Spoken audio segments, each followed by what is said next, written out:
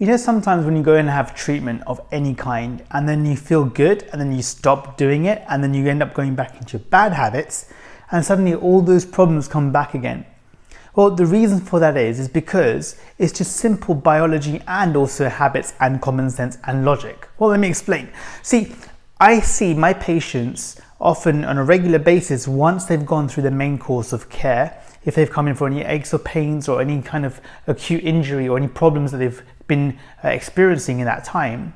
Once we get through that process, once we've put out those fires, we then basically will actually, what we'll do is we'll put everything back in place, correct all the problem, okay, kind of like patch everything up, and then make sure it's all stable so that problem doesn't come back again.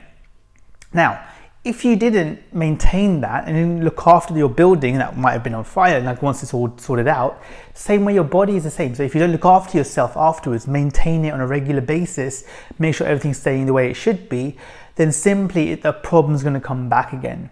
And there's various studies that show different amounts of how it works. What we found in our clinic is that often if somebody stops doing all the things they're meant to be doing, stops coming in for the regular checkups to make sure that we pick up any kind of small changes and we correct it before it becomes a bigger problem, then often about 5 months or so, they tend to call us and go, I need to come back again. And so really the key thing is once you go through your course of care of any kind, check and see whether your clinic or the person that you're seeing recommends for you to maintain it and how often, because that should be in line with your lifestyle goals, not just some like random amount that they kind of think, oh yeah, that might be about how much you can afford, because that's up to you how much you can afford. What you should be advised is clinically how often you should come in. And the research shows, again, there's so many different variabilities. So it's really dependent on what you're doing. For example, let's say if I took a professional athlete and just before their event, they've been doing really well for a long time, and I may want to see them just before an event pretty frequently, maybe even every other day possibly, just to make sure everything's in peak condition. So when they go out and perform their activity or their sport, they're going to be working optimally. And that's the same true for even any of us who have some hobbies. So let's say you might have a hobby that you want to do a triathlon, or you were like playing football on the weekends or something like that. Then once you've done your main course of care, we want to be mindful of how often we see you for that, to maintain that for you as well. So it might be, for example, if you've got a football game coming up, maybe we see you the day before or 2 days before and make sure things are working well. Or we might see off season less frequently because actually you're kind of managing things, your training's taking a little bit of a chill out time, you're not doing as much hard training as well. But what about some of us who are working in office environments where we don't have any kind of physical or sport-like goals, but what we do have is goals in terms of our career? Well, the same's true for that too, because our body is still our instrument that we're using to perform the activity that we need to go and achieve what we want to do.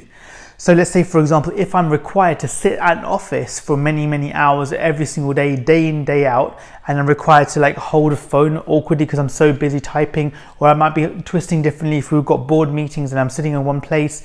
All those different things, all those little increments have a bigger impact on how it's affecting what I'm doing. And so we want to make sure we iron out any of those problems. Otherwise, what tends to happen is you end up being the type of person who's, all I did was get out of bed and maybe I slept funny, but my neck's gone and it feels really difficult to move. It's really stiff, it's really locked up, and I can't do anything. And then you're suddenly like, boom, you can't do anything. So it's really easy to maintain your health and well-being once you've gotten out of your pain phases, out of your correction phases, after you strengthen and stabilize the condition to maintain it. And in chiropractic and osteopathy, that's the case too. Just like we do with it when we go to see our dentist, just like when you go and see your mechanic to get your car MOT'd or serviced, or when you get the gas man round to fix your boiler and actually maintain that on a regular service too.